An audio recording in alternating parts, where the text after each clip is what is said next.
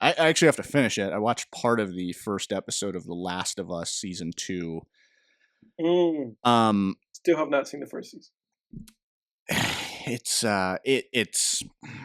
I don't know, man. Does it fall off the wheels? Well, first season was fine. I didn't think like first season was okay. It was like slightly above average, maybe average. I certainly wasn't counting down the days till it came back on, till season 2 dropped. You know what I mean? Like if they canceled it, I would have been like, oh, okay. What's for breakfast? But so it's not a huge thing for me. But I'm just watching the first episode, and I'm like, man, I just feel like there's a train wreck on the horizon because they're in a bit of a weird spot. Because I didn't play the games, but I know people hate the second game. People hate the second game, but people hate. Yeah, go ahead.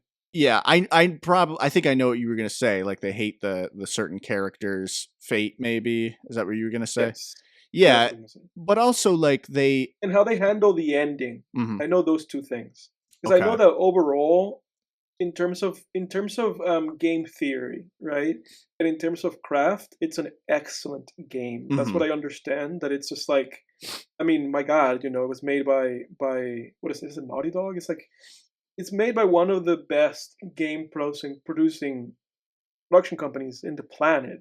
Under Sony Entertainment. It's like in terms of it being a game, it's like a perfect, you know, top of the line in terms of like its execution, of game. But I know that people have issues with the story, and Hmm. like you said, something happens to a character, and then the game ends in a certain way. So I Hmm. know those two things, and people hate that. And obviously, how is that going to translate to the show? Right. Yeah. That's a thing. It's like, well,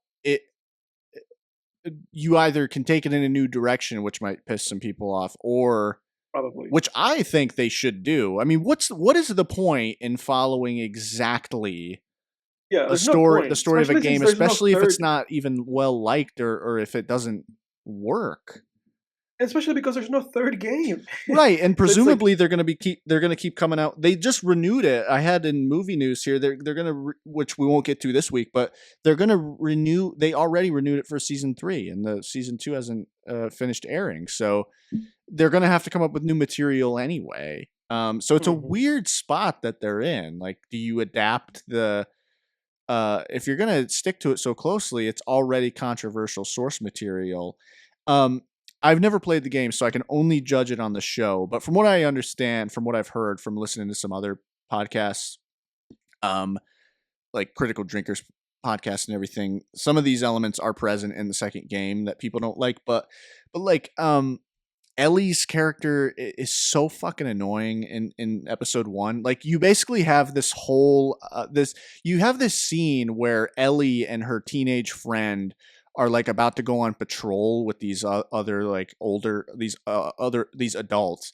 They're on mhm, horses. This guy is standing at the gate giving them instructions, and they're like giggling and insulting him and saying like blah blah blah, and like, oh, we've heard this all before. Can we hurry it up? And he's like, I think you guys should take this more seriously. And they're like, do you think you should take this more seriously? It's like that attitude. They don't actually yeah, do that part, that thing, but they do that shit. They're fucking with them. And it's like, how old are the writers? Like, do they think this is funny? This is fucking annoying. And I'm sitting there like, if I were in charge of these patrol parties, I would tell these two teenagers to get the fuck off the horses and go back in because you're not grown up, you're not mature enough to go patrol the the perimeter or the environment beyond the wall. mhm. It's like what do children write TV shows these days? Do they hire kids? I'm confused. And then like I'm watching and I'm watching too, like Pedro Pascal's character Joel. He's in like a therapy session with a therapist. They were doing a therapy scene in a because they live in a Isn't this the community. apocalypse? Well, they live in a Okay. community, and so they've been here for a while now. But it's Yeah. like it's just lame. And in the office, everybody looks clean and like in full makeup, and it looks like a Mhm. Geico commercial. And I'm like, I don't know, man, where are we going Lost here? the plot. Yeah, and then there's a scene too where the dialogue's crap too. I haven't finished the episode, but I'm halfway through. I apologize to the listeners. I wanted to finish it before we did this podcast, but I just didn't have time.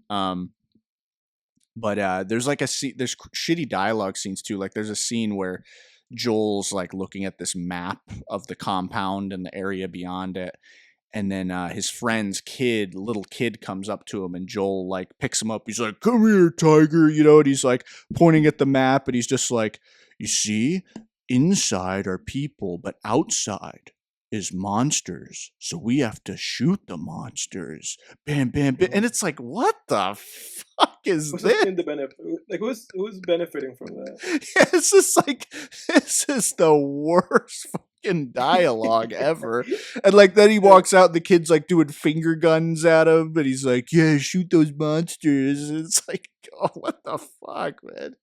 I don't know.